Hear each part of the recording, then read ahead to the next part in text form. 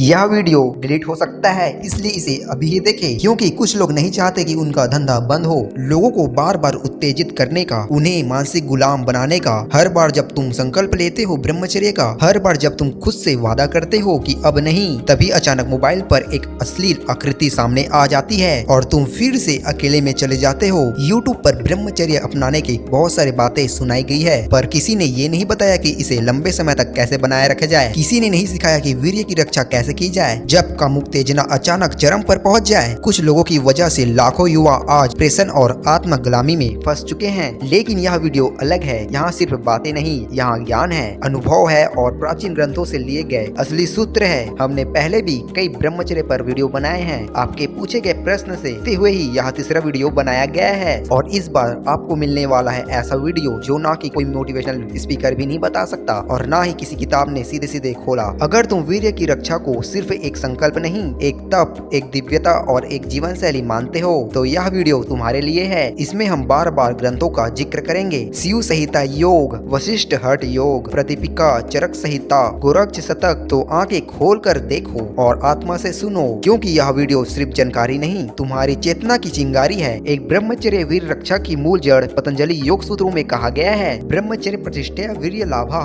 जब व्यक्ति ब्रह्मचर्य का पूर्णतः पालन करता है तब वीर्य स्वतः सुरक्षित रहता है और उसमें ओज, तेज तथा आत्मबल की वृद्धि होती है। ब्रह्मचर्य केवल स्त्री से दूर नहीं बल्कि विचारों, भावनाओं और दृष्टि का संयम है। यह एक संपूर्ण जीवन शैली है जो जीवन ऊर्जा को व्यर्थ होने से बचाती है और उसे ऊर्ध्वगामी बनाती है। आहार और दिनचर्या का नियंत्रण, शरीर वही बनता है जो ग्रहण किया जाता है। जो कुछ भी प्रतिदिन शरीर में डाला जाता है वह केवल भूख मिटाने के लिए नहीं होता, वही रक्त बनता है, मांस बनता है, अस्थियां बनती है और सबसे कीमती तत्व वीर्य भी उसी से बनता है। प्राचीन ऋषियों और वेदाचार्यों ने सदैव ही चेताया गया है कि अत्यधिक तला हुआ, तीखा, मसालेदार भोजन, भुना हुआ मांस और शराब, यह सब शरीर को बाहर से गर्म तो करता है लेकिन भीतर से खोखला कर देता है। विशेषकर वीर्य के लिए तो यह धीमा विष सिद्ध होते हैं। जहाँ तक शराब का प्रश्न है, यह केवल शरीर को जला देती है बल्कि मन को भी भ्रमित करती है, तांत्रिकाओं को भी शिथिल करती है, शरीर को उत्तेजित करती है और भीतर की ऊर्जा को धीरे धीरे नष्ट कर देती है। अब यदि दिनचर्या की बात करें, सूर्य उदय के पूर्व में जागना केवल यह परंपरा नहीं बल्कि यह शरीर, मन और प्राण का संतुलन स्थापित करने का वैज्ञानिक और आध्यात्मिक तरीका है। ब्रह्म मुहूर्त में जागने से भीतर शांति, संतुलन और ऊर्जा का प्रवाह प्रारंभ होता है और जब सूर्यास्त से पहले हल्की सात्विक भोजन लिया जाता है तो न केवल पाचन बेहतर होता है बल्कि मन शांत भी होता है। यही शांति रात्रि में कामुक सपनों से सुरक्षा करती है। आज की दिनचर्या को देखें तो स्थिति चिंताजनक है। रात्रि के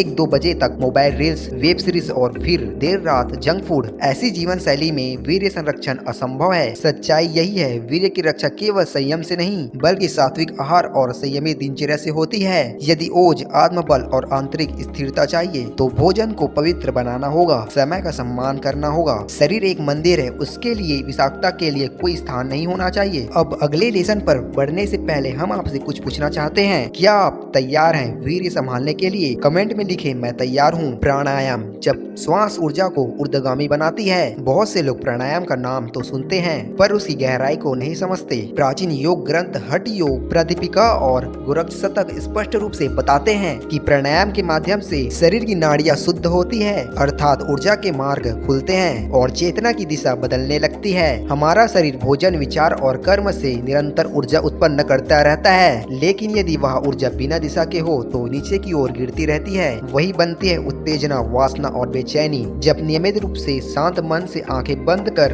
गहरी लंबी सांसों के साथ अनुलोम विलोम किया जाता है तो वह ऊर्जा धीरे धीरे निचले चक्रों से उठकर ऊपरी चेतना केंद्रों की ओर प्रवाहित होने लगती है। यह प्रक्रिया उसी नदी की तरह है जो पहले गंदे नालों में बह रही थी, अब हिमालय की ओर लौट रही है। भ्रस्त्रिका और कपालभाति जैसे प्राणायाम शरीर में ऊष्मा उत्पन्न करती है, पर यह ऊष्मा विनाशकारी नहीं बल्कि सृजनशील होती है। सबसे महत्वपूर्ण तथ्य यहाँ है कि नियमित प्राणायाम से मस्तिष्क शांत होता है। वह अचानक उठने वाली उत्तेजना जो दृश्य, विचार या मोबाइल कंटेंट से सक्रिय हो जाती है, उसका प्रभाव कम होने लगता है। यहीं से वीर्य रक्षा की वास्तविक यात्रा प्रारंभ होती है, क्योंकि वीर्य का रक्षण शारीरिक नहीं मानसिक प्रक्रिया से आरंभ होती है। जब मन स्थिर हुआ तो वीर्य भी स्थिर हो गया। जब सांसों को साधा गया तो पूरी ऊर्जा ऊपर की ओर प्रवाहित होने लगी। यह साधारण बात नहीं, यह आंतरिक रूपांतरण का मूल है। छोड़ मानसिक और दृष्टि संयम सबसे मौन पर सबसे प्रभावशाली मार्ग। शारीरिक संयम अपेक्षाकृत सरल हो सकता है, परंतु वास्तविक परीक्षा मन और दृष्टि के स्तर पर होती है।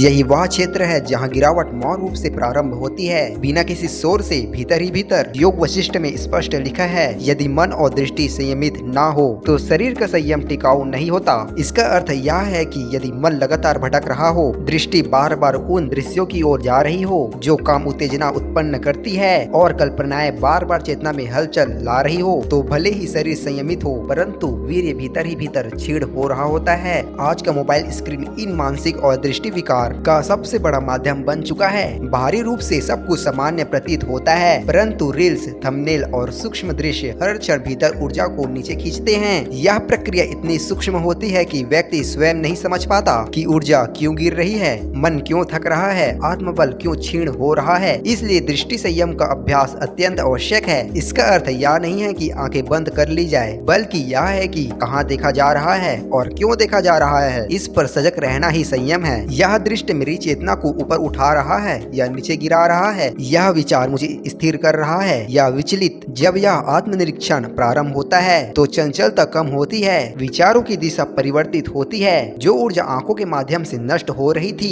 अब वही ऊर्जा भीतर टिकने लगती है। यहीं से प्रारंभ होती है वीर्य रक्षा की वास्तविक साधना, मन के स्तर से, दृष्टि के स्तर से और आत्मा के चेतना के स्तर से। यदि आप यहाँ तक वीडियो में बने हुए हैं तो आप जरूर अपने संकल्प को लेकर सीरियस है। यदि आपको कोई सवाल हो तो कमेंट जरूर करें। चलिए आगे बढ़ते हैं। 5वां, स्वप्न दोष से बचाओ। जब रात्रि विश्राम स्वयं ही साधना बन जाए, स्वप्न दोष कोई पाप नहीं, पर यदि यह बार बार हो रहा हो तो यह संकेत है कि मन या शरीर कहीं न कहीं असंतुलन हो रहा है। प्राचीन योगियों ने कहा है कि यह रोग नहीं बल्कि ऊर्जा लीकेज है, वह भी तब जब साधक अचेतन अवस्था में होता है। दिन भर के उत्तेजक दृश्यों, देर रात भोजन और भटकते विचारों से शरीर यह संदेश देता है कि ऊर्जा को नीचे गिरने की अनुमति है। परिणाम स्वरूप रात्रि में अनजाने में वीर्य क्षय हो जाता है। नीचे दी गई 5 यौगिक विधियां आज भी उतनी ही प्रभावित है। पैरों को ठंडे जल से धोकर सोना। ठंडा जल पैरों की अतिरिक्त गर्मी निकालता है, जिससे शारीरिक मानसिक उत्तेजना शांत होती है और नींद अधिक गहरी और निर्मल होती है।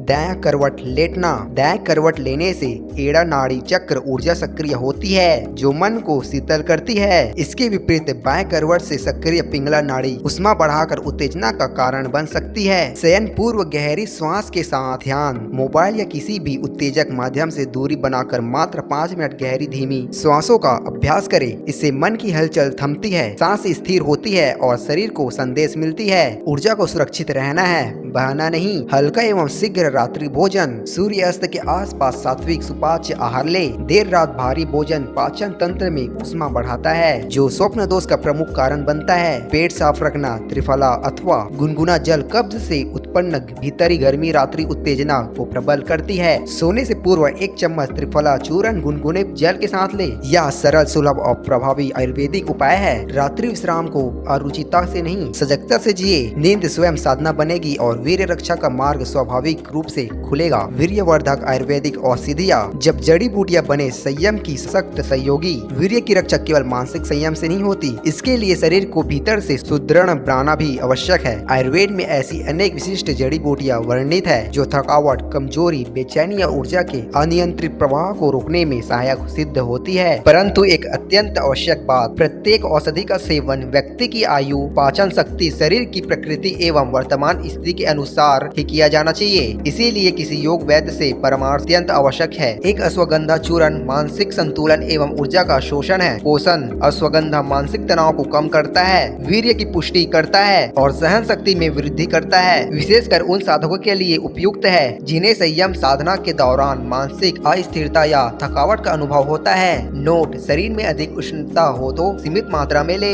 वैद्य की सलाह अवश्य ले। शुद्ध शिलाजीत प्राकृतिक रसायन और ऊर्जा का स्रोत। शिलाजीत को आयुर्वेद में एक शक्तिशाली रसायन माना गया है। यह नसों को मजबूत करता है, वीर्य क्षय को रोकता है और भीतर से नवचेतना देता है। सावधानी: बाजार में शिलाजीत के अनेक नकली रूप उपलब्ध हैं जो हानिकारक हो सकता है। केवल प्रमाणित स्रोत से ही ले और प्रारंभ में अल्प मात्रा से परीक्षण करें। 3 संयम के 4 स्तंभ मुसली, गोखरू, शतावरी, कोंच बीज, इन 4 औषधियों का संयोजन वीर्य को सघन करता है, प्रजनन तंत्र को संतुलित करता है और मानसिक शीतलता लाता है। सफेद मुसली वीर्यवर्धक गोखरू मूत्र स्थान की कमजोरी को दूर करता है। शतावरी हार्मोन संतुलन एवं मानसिक शीतलता। कोच बीज वीर्य की मात्रा शक्ति में वृद्धि। प्रयोग विधि सभी को 50-50 ग्राम मिलाकर 1 चम्मच सुबह व शाम गुनगुने दूध के साथ, परंतु बिना विशेषज्ञ या परामर्श के सेवन न करें। महत्वपूर्ण चेतावनी, प्रत्येक औषधियाँ प्रभाव रखती है। यदि किसी व्यक्ति को पहले से गर्मी, उच्च रक्तचाप, पाचन विकार या मानसिक संतुलन जैसी समस्याएं हैं तो बिना सलाह के न ले या हानिकारक हो सकता है। आवश्यक है कि किसी अनुभव वैद्य से परामर्श लिया जाए। उचित मार्गदर्शन के लिए किसी विद्वान से संपर्क किया जाए ताकि आयु, प्रकृति और आवश्यकता के अनुसार आपको औषधि मिला जाए। योग आसन जब शरीर स्वयं बन जाए।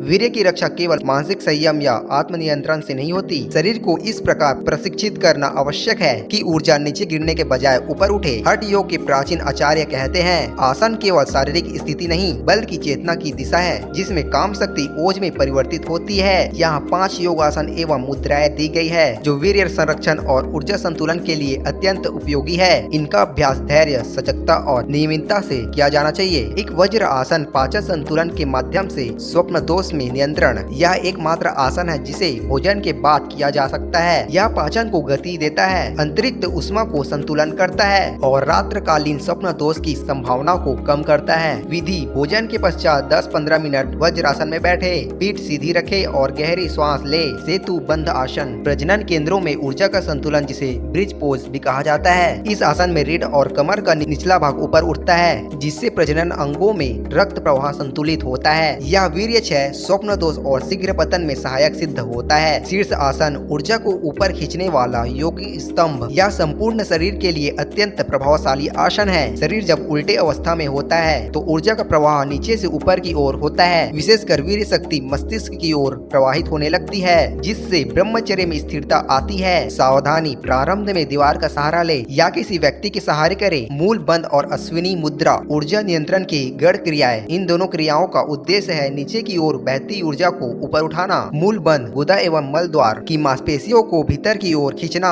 अश्विनी मुद्रा उन मांसपेशियों को बार बार संकुचित और शिथिल करना। प्रत्येक दिन 5 से 10 मिनट का नियमित अभ्यास इस दिशा में आश्चर्यजनक परिवर्तन लाता है। महत्वपूर्ण निर्देश, यह सभी आसन एवं क्रियाएं औषधि नहीं, अभ्यास है। इनका प्रभाव तभी प्रकट होता है जब इन्हें श्रद्धा, अनुशासन और निरंतरता के साथ किया जाए। यदि किसी को पीठ, गर्दन, रक्तचाप या अन्य चिकित्साएं समस्या हो तो कृपया पहले योग शिक्षक से सलाह जरूर ले। ऊर्जा का रूपांतरण, जब वासना ओज में बदलती है। अब तक चर्चा की गई सभी विधियां, संयम, योगासन, प्राणायाम, औषधियां एक ही लक्ष्य की ओर संकेत करती थी। ऊर्जा गिरे नहीं, सुरक्षित रहे। परंतु केवल संरक्षण पर्याप्त नहीं। योग और ब्रह्मचर्य का उद्देश्य केवल रक्षा नहीं बल्कि ऊर्जा का रूपांतरण है। प्राचीन तंत्र व योग ग्रंथों में एक सूक्ति बार बार आती है, ऊर्जा को दबाओ मत, दिशा दो। काम शक्ति कोई पाप नहीं है, यह चेतना का एक प्रारंभिक लेकिन प्रबल रूप है। यदि इसे दमन किया जाए तो यह विकृति बन जाती है। स्वप्न दोष, क्रोध, चंचलता, बेचैनी या अवसाद का रूप ले लेती है। लेकिन यदि यही ऊर्जा ऊर्ध्वगामी बना दी जाए तो वही बन जाती है सृजन की शक्ति, ध्यान की गहराई और तप की अग्नि। इसे ही योग में कहा जाता है ऊर्ध्व रेता, अर्थात ऊर्जा नीचे की ओर ना जाकर ऊपर की ओर बढ़े। अब प्रश्न यह है कि ऊर्जा को ऊपर कैसे ले जाए। कलम में संलग्नता जब काम शक्ति रचना बन जाती है। चित्रकला, संगीत, लेखन, नृत्य यह केवल अभिव्यक्ति नहीं है बल्कि ऊर्जा को परिष्कृत करने के माध्यम है। जब साधक पूर्ण एकाग्रता से किसी रचनात्मक कार्यों में लगता है तो वही ऊर्जा जो पहले शरीर में बेचैनी उत्पन्न करती थी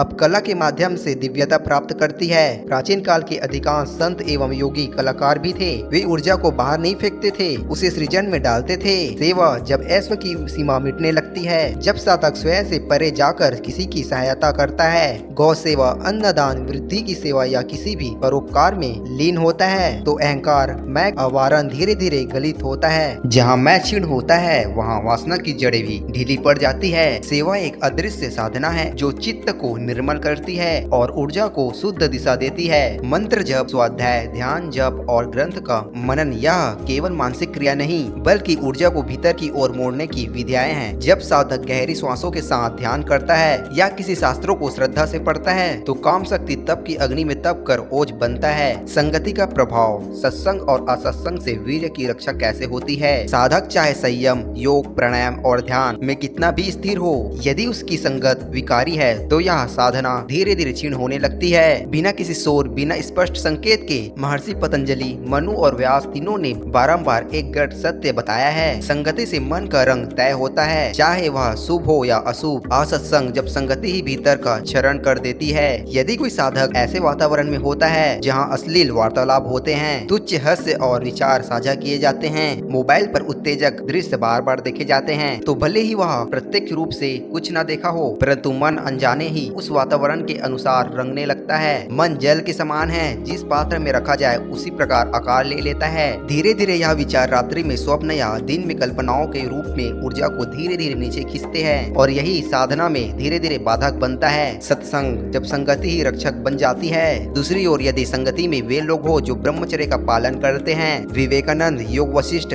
भगवत गीता जैसे ग्रंथों का अध्ययन करते हैं, सेवा, ध्यान, जप या फिर साधना में लीन है, तो वह वातावरण में ही शुद्धता और स्थिरता होती है। ऐसी संगति साधक के चिंतन को शांत रखती है, वासना की तरंगों को मंद करती है और वीर्य को रूपांतरित कर ओज एवं तप में परिवर्तित करती है। वीर्य रक्षा का एक मौन परंतु अत्यंत प्रभावशाली सूत्र है सत्संग। यदि संगति दोषपूर्ण है तो चाहे साधक कितना ही प्रयास करे, योग, ध्यान, प्राणायाम या औषधिया, वह साधक स्थिर नहीं हो पाती। किंतु यदि संगति शुद्ध है तो अनेक बाधाएं स्वतः दूर हो जाती है, मन शांत होता है, संयम सहज होता है और चेतना स्थिर होती है। सुझाव: आत्म विकास के पथ पर अग्रसर व्यक्तियों का संगति करे, श्रेष्ठ ग्रंथों को अपना मार्गदर्शन बनाए, जिनसे मन नीचे गिरता है उससे सम्मान पूर्ण दूरी बनाए, सत्संग में सम्मिलित हो, प्रत्येक रूप से या ऑडियो, वीडियो या पुस्तक के माध्यम से। यह वह भूमि है जहाँ संयम स्थिर होता है और ब्रह्मचर्य एक संकल्प नहीं, जीवन शैली बन जाती है। नाभि और मस्तिष्क का संबंध जब ऊर्जा नीचे नहीं गिरती, ऊपर चढ़ती है। एक साधक के लिए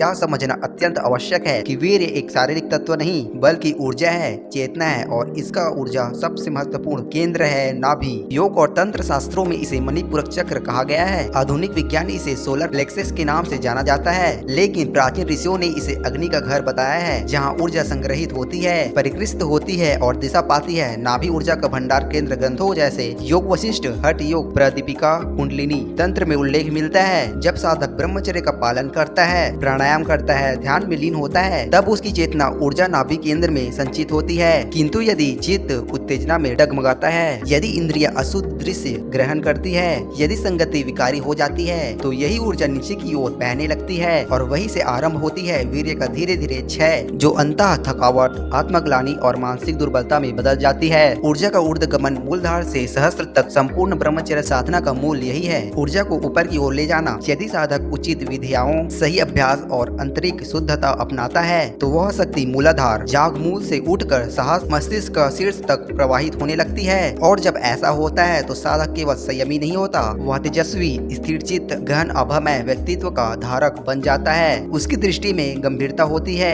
वाणी में प्रभाव होता है और उपस्थिति में ऐसी शक्ति होती है जिसे शब्दों में नहीं केवल अनुभव से ही समझा जा सकता है। जाके ऊपर उठने हेतु प्राचीन अभ्यास, वेग नाभि पर ध्यान। प्रत्येक प्रातः कुछ क्षण नाभि पर ध्यान केंद्रित करे, गहरी सांस ले और कल्पना करे कि ऊर्जा वहीं संग्रहित हो रही है। स्थिर और शांत प्राणायाम, अनुलोम विलोम, कपालभाति या श्वास क्रियाएं शरीर की नाड़ियों को शुद्ध करती है, जिससे ऊर्जा ऊपर की ओर प्रवाहित होती है। मूल बंद एवं अश्वनी मुद्रा, यह दोनों क्रियाएं ऊर्जा को नीचे गिरने से रोकती है और ऊर्ध्वगमन को सक्रिय करती है। प्रतिदिन 5 से 10 मिनट अभ्यास से महत्वपूर्ण परिवर्तन संभव है। ब्रह्मचर्य और दृष्टि संयम, क्योंकि जब दृष्टि और विचार शुद्ध होंगे तभी ऊर्जा का मार्ग स्वाभाविक रूप से ऊर्जा की ओर उत्पन्न होगी। निष्कर्ष: नाभि वह द्वार है जहाँ जीवन की ऊर्जा संचित रहती है, या तो नीचे गिरती है या फिर महानता बना देती है। यह अभ्यास धीरे धीरे प्रभाव दिखाती है, किंतु जब साधक नियमितता, श्रद्धा और एकाग्रता से इन्हें करता है तो वही ऊर्जा जो पहले वासना में बहती थी अब ओज, तेज और ब्रह्म तेज का रूप धारण कर लेती है। पुराना ऋषियों की चेतावनी, वीर्य हानि के दुष्परिणाम। इस ब्रह्मांड की कोई भी शक्ति बिना मूल्य के प्राप्त नहीं होती और वीर्य तो उस शक्ति का सूक्ष्मता